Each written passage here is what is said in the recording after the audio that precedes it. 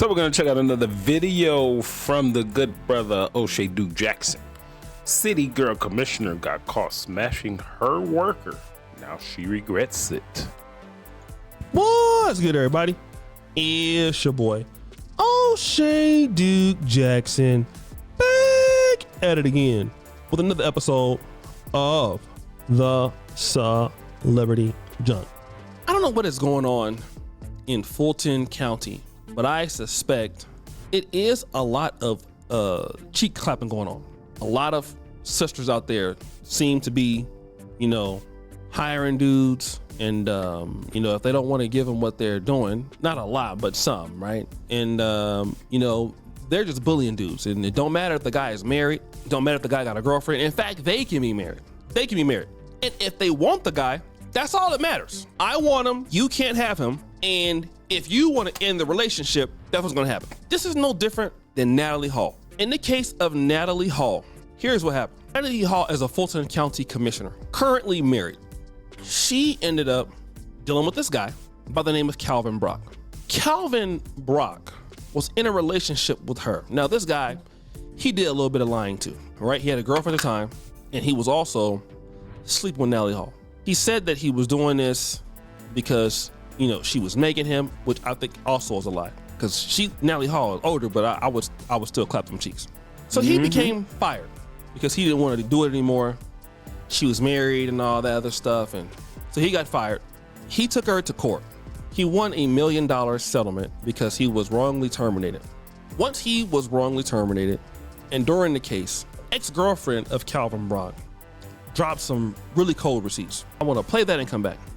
Camelia Harris is an ex-girlfriend of former Chief of Staff Calvin Brock.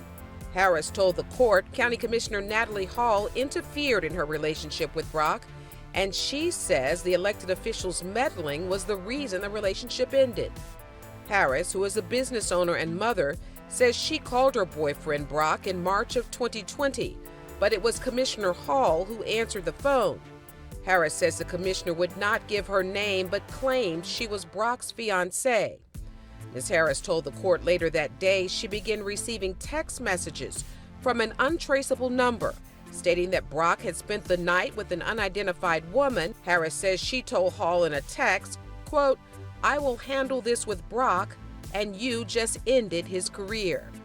The 44-year-old said she hired a private investigator to figure out who was texting her. She says the PI told her the untraceable number came back to Commissioner Hall.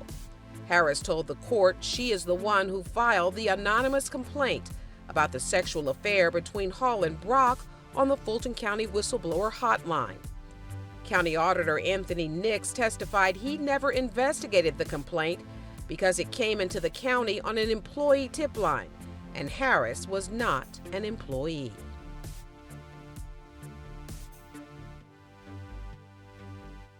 So why does that matter?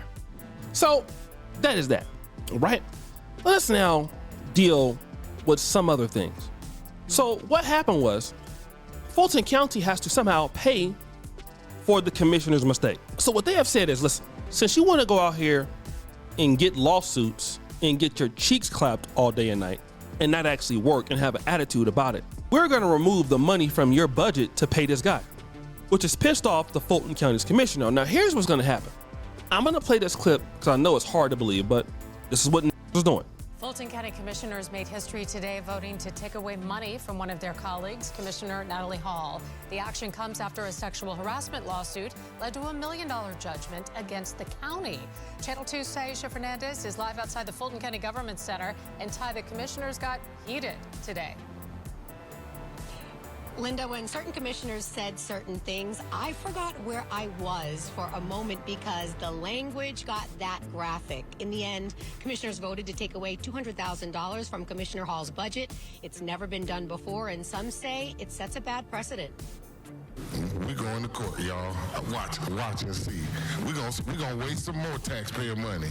Fulton County Commissioner Marvin Arrington said his colleague's historical decision Wednesday will only cost Fulton County more money in the end. Commissioners who voted to take $200,000 away from Commissioner Natalie Hall's budget said they did it to help pay Hall's former staffer Calvin Brock. A federal judge awarded Brock close to $1 million after Brock accused Commissioner Hall of firing him because he ended their sexual relationship. A majority of these commissioners think some of that money should come directly from Hall's budget. This sets a bad precedent. This is a bad deal, and the voters will have the opportunity to hold all of us accountable, or those that are up for election, in less than 90 days. Commissioner Hall will be on the ballot. She didn't say a word as her colleagues discussed what she did. The taxpayers are footing the bill, whether it comes from the District 4 budget or whether it comes from the risk fund or whether it comes from any other line item. I think a normal employee we would have fired for sure. They would have lost their job. Now, it's important to mention that elected officials cannot fire other elected officials, and commissioners today certainly sounded like they were inviting voters to have the final say on this because voters can hire and fire. We're live outside the Fulton County Government Center. Taisha Fernandez, Channel 2 Action. So guys, you heard the clip. Now what happens is this. As you heard on the clip, the lady said anybody else will be fired, which that's what the hell I was thinking, because I would fire her ass. But she can't be fired because she was an elected official. This is why Tiffany Henyard out in Dalton, Illinois can't be fired, because Tiffany Henyard is so dusty that she's an elected official, so she cannot be fired. They're trying to get her to resign, but she can't be fired, all right? So this lady is sitting there in shame. You've cost the county $1 million because of your silly, stupid mistake, because you couldn't stop getting your cheeks clapped, okay? What is this showing me? This is further showing me and other black men who are reporting on the issues that some of these sisters are just as, let's say, strong or controversial or doing whatever the hell they want as men are, okay? In the government, we're seeing a lot of this. Fannie Willis, Latoya Cantrell, Tiffany Henyard, Monique Owens, okay? Doing whatever they want. And especially when they married. You heard she answered the phone, told the girl, oh, I'm his fiance. You got a husband already. You're married. You are married. How are you doing that when you're married? You don't care. And that's the situation. You don't care. You don't give a damn at all. And sitting up there, and they want to get rid of her. Anybody else, she would be fired. You're right. And she need to be fired. But that's why they act like that, because they believe that won't nothing happen to them. What's crazy about these situations is that these women be going, they be doing soap opera type stuff. Like what he just said, the guy's girlfriend called his phone. This lady answered it and told his girlfriend that she was his fiance when she got a whole husband at home somewhere. Woo-wee. Messy. Now, black men, I want to let you know this. That would never happen for your ass, for the most part, okay? They'll find a way to get you up out of there.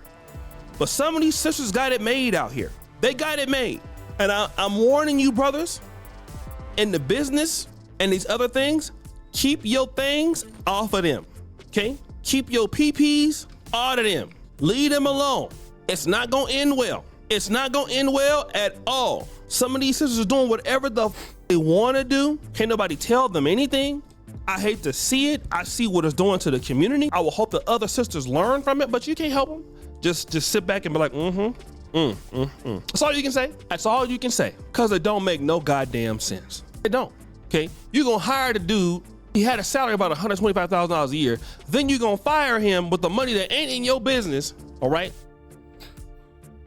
But once I look at it as kind of like a catch-22, because let's just say I've been privy to somewhat of a situation like this before. And it's kind of like damned if you do, damned if you don't. Because once they come at you, you know, okay, personal experience.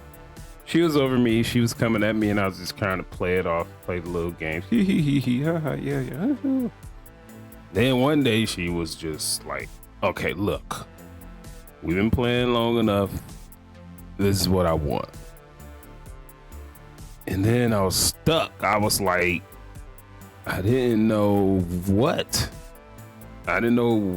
to do. I didn't know what to do. So And this was in my 20s. I felt like I was kind of backed in the corner. So, yeah, I did whatever I had to do. Keep the money going. And then now you're walking on eggshells. You're working for this lady. You can't, she may be having a bad day. You may be having a bad day.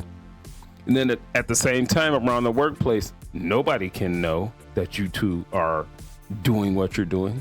And oh yeah, the money is looking good. And you would think like you in with her. She's the leader. She's in charge. You in with her. You think things will get easier. Oh, no. Things get 10 times harder because now you have to kind of temper down your manhood. And this is if you still want the money, keep the job. You still have to kind of temper down your manhood when you're in the office and kind of like, yes, ma'am, yes, this, yes, that, yes, that. Because anything that you do to get on the wrong side of this lady, you are out of here. And she gonna be swift, quick, and very, very vocal about it. And then she'll probably smear your name after that. So that's why I say it's kind of like, it's a catch-22, man. It's like, you don't want to be in that situation. How about this? I just want to go to work. I just want to come home. Oh, and yeah, you got a whole husband. People get deleted for things like this. What if her husband found out before any of this stuff and he wasn't too happy about that? So, messy. Then you're gonna cost taxpayers the money to do stuff. Now they have less of a budget because you can't keep your clothes on. That's a goddamn shame, ain't it? Well, guys, what do you think? It's your boy O'Shea Duke Jackson back at it again with another episode of Celebrity Drunk.